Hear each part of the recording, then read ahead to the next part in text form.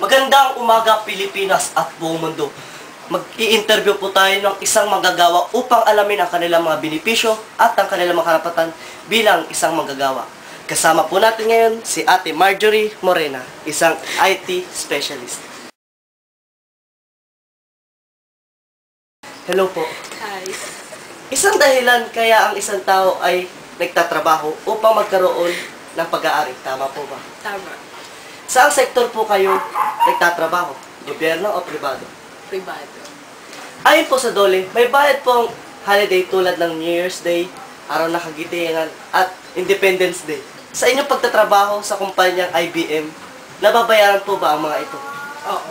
Meron po ba kayong 13th month pay? Meron. Kung sakaling kayo po ay mag-leave, may bayad po ba ang mga ito? Meron. Kung minsan po ay may ilang trabahador na fix ang mga sweldo, fix po ba ang sa inyo? Oo. May bayad po ba ang OT nyo? Meron. Paano po kinocompute ang OT nyo? Ilang percent po ito?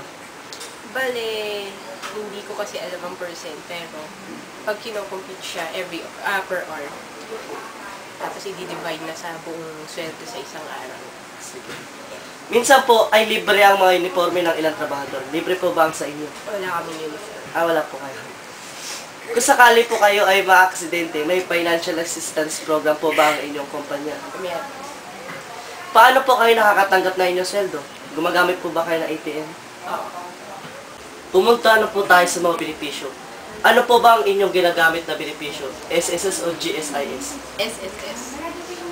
Ano po ang nakukuha ninyong benepisyo mula sa SSS? Etong SSS, ano yan yung mga maternal pay, gano'n. Pwede ka rin makapag-loan, tapos Ilakaltas po ba ito sa inyong sweldo? oo, pakalas. Meron din po ba kayo mga benepisyo tulad ng PhilHealth at pag-ibig? Meron din. Marami po ang kumpanya na lumalabag sa mga karapatan ng manggagawa tulad ng hindi pagsusweldo ng tama. Bilang isang manggagawa, meron po kayong karapatan upang magtagtag ng mga organisasyon tulad ng union. Meron po ba kayong union sa inyong kumpanya? Sa amin, hindi ko sigurado kasi so far maganda pa naman yung halaga. Magbabanggit po ako ng ilang karapatan ng manggagawa. Nais ko lamang po na sagutin nyo to ng oo at hindi. Maaari po ba? Oo. Ito po ang ilang karapatan ng manggagawa. Karapatan sa pantay na pagkakataon upang makakuha ng trabaho.